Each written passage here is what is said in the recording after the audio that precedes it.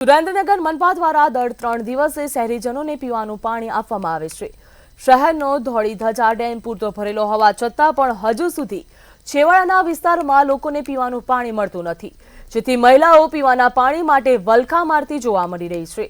ત્યારે બીજી તરફ મનપા દ્વારા વઢવાણ શહેરી વિસ્તારમાં નલ સે જલ યોજના અંતર્ગત પીવાના પાણીની નવી લાઈનો દરેક વિસ્તારમાં નાખવામાં આવી।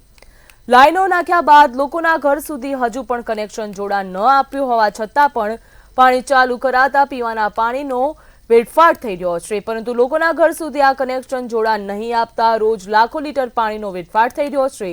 રોડ ઉપર પાણીની નદીઓ વહેતી જોવા મળી રહી છે, તેથી લોકોમાં પણ રોષ જોવા મળી રહ્યો છે, તેમજ તાત્કાલિક પીવાના પાણીનો વેડફાટ બંધ કરવામાં આવે તેવી માંગ કરવામાં આવી। 57 થી 58 કરોડ રૂપિયાની નવી પાઇપલાઇનો સુરેન્દ્રનગરના તમામ સોસાયટીઓમાં આપવામાં આવ્યા, પરંતુ આજની તારીખમાં એમાં પાણી આપવામાં આવે પણ ઘર સુધી કનેક્શન આપવામાં ન આવવાના કારણે આજે કરોડો રૂપિયાના કરોડો ગેલનનું પાણી વેડફાઈ રહ્યું છે। જાહેર રોડ ઉપર થાય ત્યારે ગંદકી ફેલાય છે, પરંતુ આજની તારીખ સુધીમાં તંત્ર એમના અણઘડ વહીવટના કારણે આજે લોકો ત્રાહિમ પોકારી ગયા છે। જલ સે નલ યોજના છે જે છેવાડાના ગામ સુધી પહોંચી નથી, ત્યાં લોકો પાણી માટે વાલખા મારે છે, વંચિત રહે છે।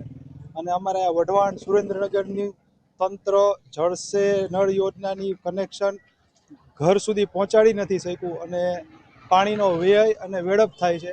તો આ તંત્રની મિસમેનેજમેન્ટ જે છે એને ઉજાગર કરવા માટે અમે આ સવિનય જણાવીએ છીએ।